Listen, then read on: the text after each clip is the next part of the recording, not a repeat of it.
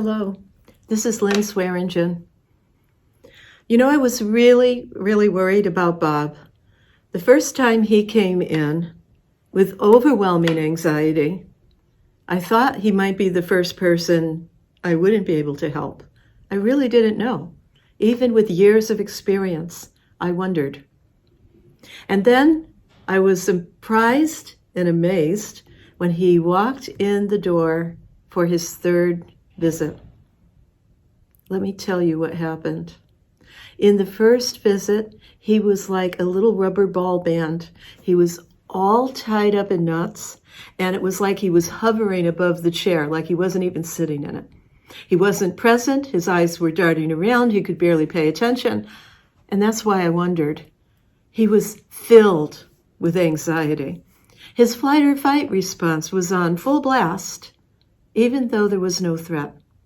And he was in the safest place he could be. He had been through a lot. He had been attacked. He had been hurt. And he was experiencing PTSD. He was afraid to go home. He would begin to go into a panic attack just driving up to his home. When he was in the house, he couldn't rest. He had to look out of every window. He had to pull the shades. He had to notice what was going on around him at all times because he was terrified of being attacked again. It completely disabled him. He was unable to go about his everyday life. He couldn't work. He couldn't sleep.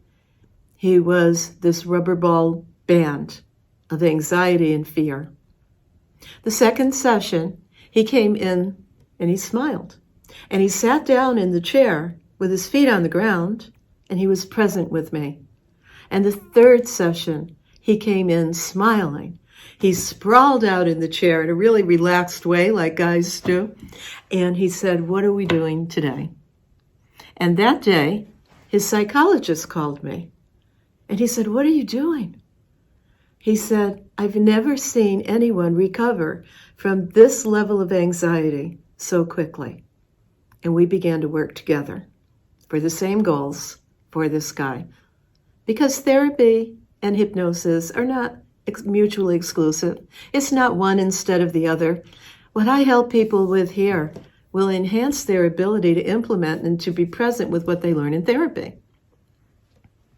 I used a fairly new scientific technique that is being used for PTSD. I used every toolkit in hypnosis. I used powerful NLP techniques. And by the third session, he was great. He was okay. He could sleep at night in his own bed without getting up and down to check. He still had things to do, new goals to meet.